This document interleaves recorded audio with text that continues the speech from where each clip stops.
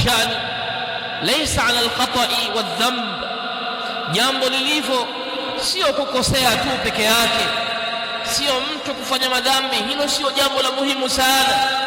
Kila mmoja ni mwenye kukosea, kila mmoja anafanya madhambi, kila mmoja na muasi Mola wake subhanahu wa ta'ala.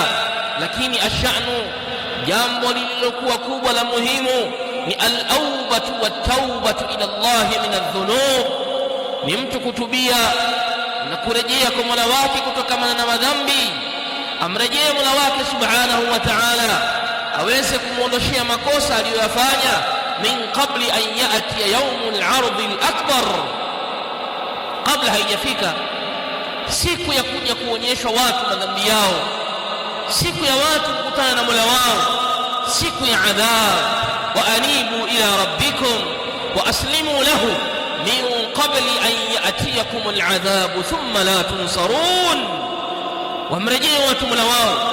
Wa anibu ila rabbikum, mrejeeni Mola wenu subhanahu wa ta'ala, wa aslimu lahu, na mjinyenyekeze kwake yeye, mjidhalilishe kwake yeye, mkimtaka msamaha na maghfira, mkifanya toba kwake yeye, min qabli an ya'tiyakum al-adhab thumma la tunsarun.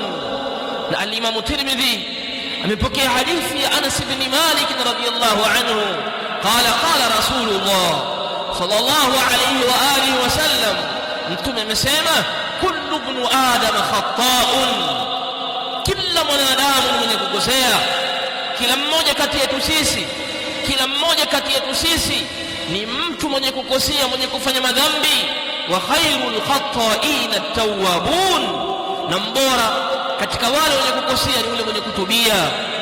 Ewe shab, ewe kijana mwenye miaka 25, ewe mtu mwenye miaka 35, ewe mwenye miaka 60, mwenye miaka 70, mwenye miaka 50, hebu ewe kijana tazama, mwenye miaka 25 tokea ubaleghe mpaka miaka yako hiyo imeshapita miaka 10, lau tufaradhishe kila siku na muasi Allah kwa dhambi moja, maana yake wewe una madhambi takriban 3600. Na kwenye miaka yako 25 hiyo, lau kila siku tokea ubaleghe mpaka miaka yako hiyo 25 ikawa kila siku wewe unamfanyia maasi ya Mola wako, unamfanyia madhambi Mola wako, maana yake wewe una madhambi takriban 3600. Na unasemaje mwenye miaka 35, mwenye miaka 40, mwenye miaka 45, 50, 55, 60, 70? Bila shaka madhambi yatakuwa ni makubwa.